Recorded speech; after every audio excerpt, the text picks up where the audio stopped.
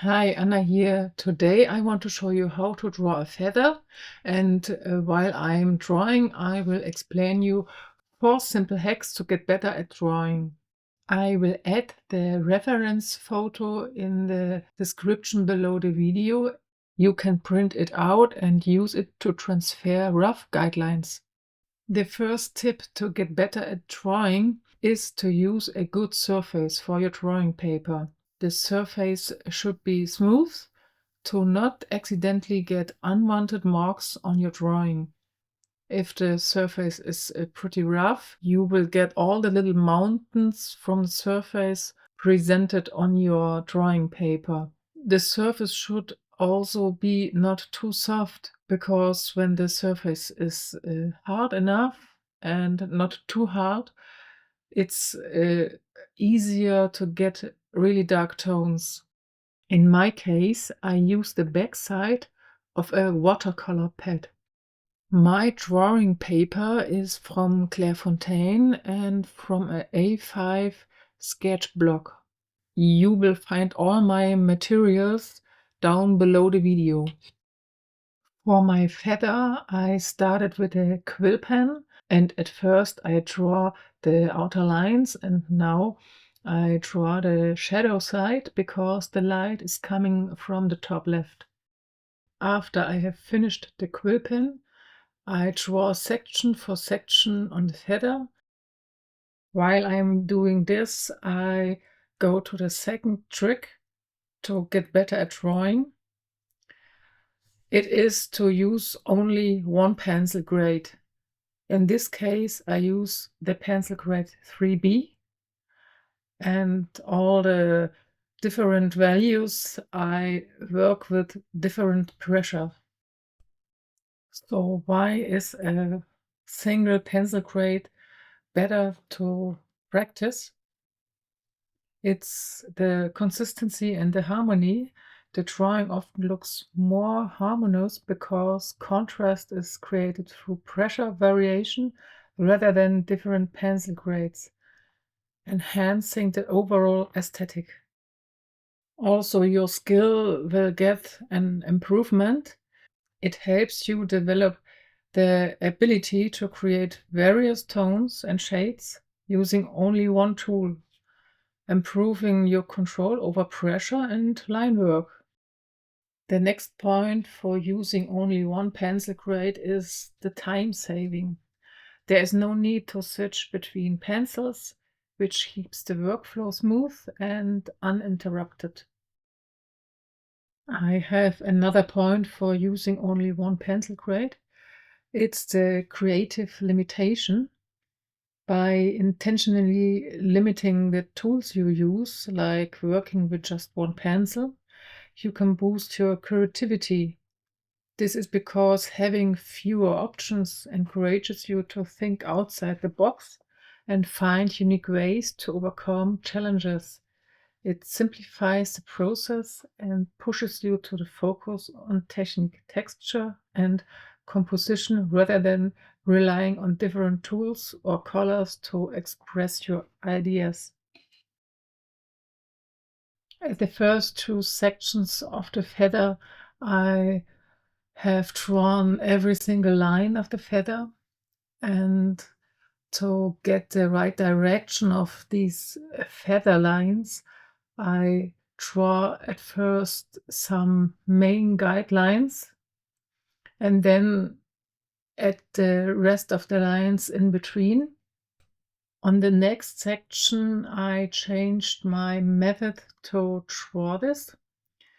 Instead of drawing every single line, I will at first shade the section and then add a few lines to suggest all the lines.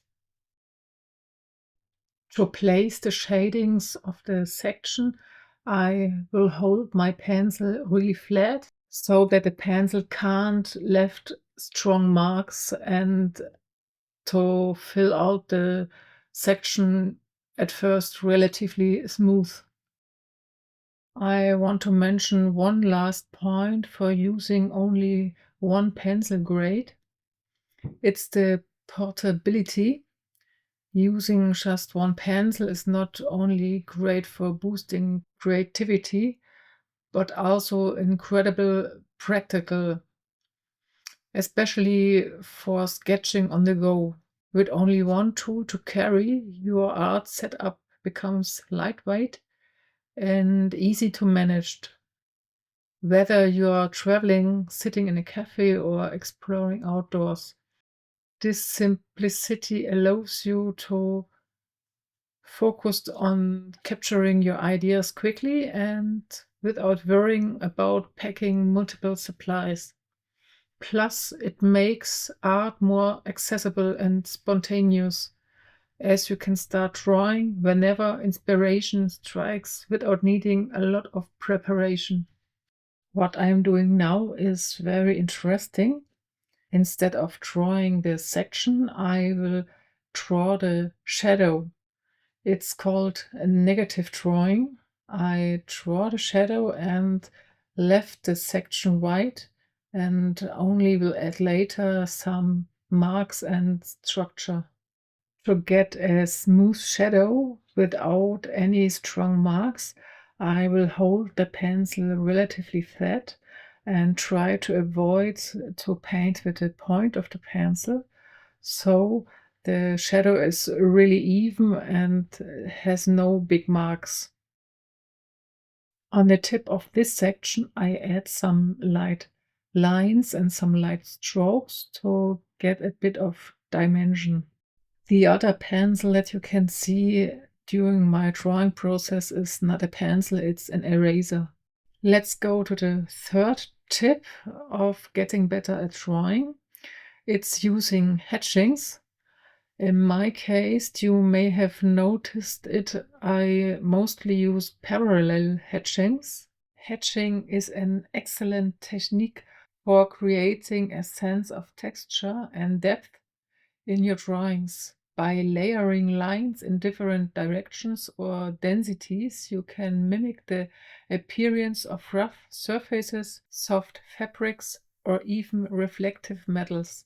This method not only adds dimension but also helps the viewer feel the material or form you're depicting, making the artwork more immersive.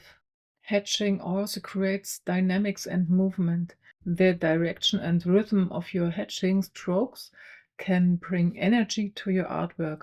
For instance, fast, slanted strokes can convey a sense of motion or chaos, while gentle parallel lines can create a calm and serene atmosphere. This ability to influence the mood of your piece makes hatching a dynamic tool for storytelling in art. On my drawing, I am now at the bottom of the upper side of the feather, and this section is not a compact section like the others. This is more loose and fluffy, and I try to draw in at first some light shades and then add really delicate lines to get more fluffiness to this part. The next point for using hatchings is the efficiency.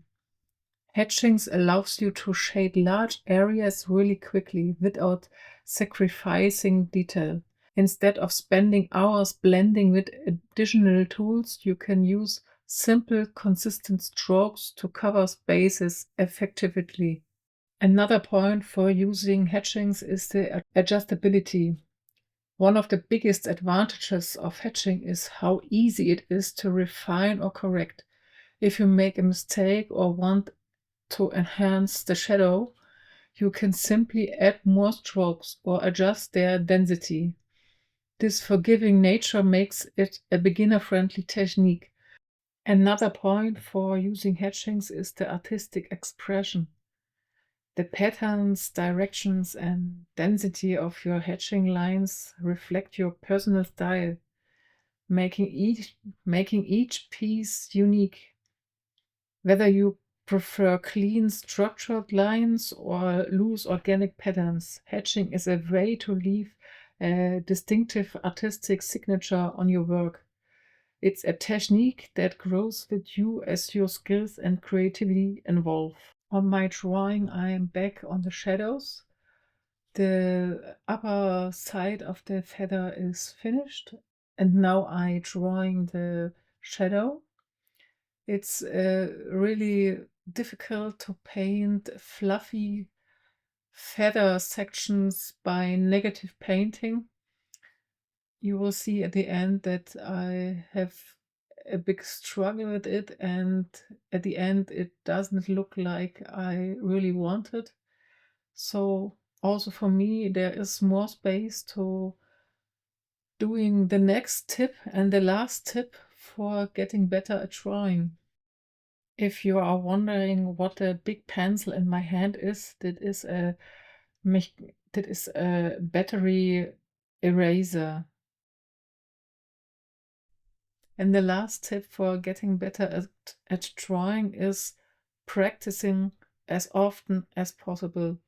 I know no one wants to practice and no one wants to hear this, but it is the basic, the ground and the foundation of your artwork.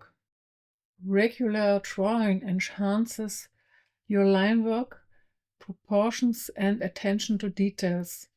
Over time, you develop a unique artistic style and makes your work stand out.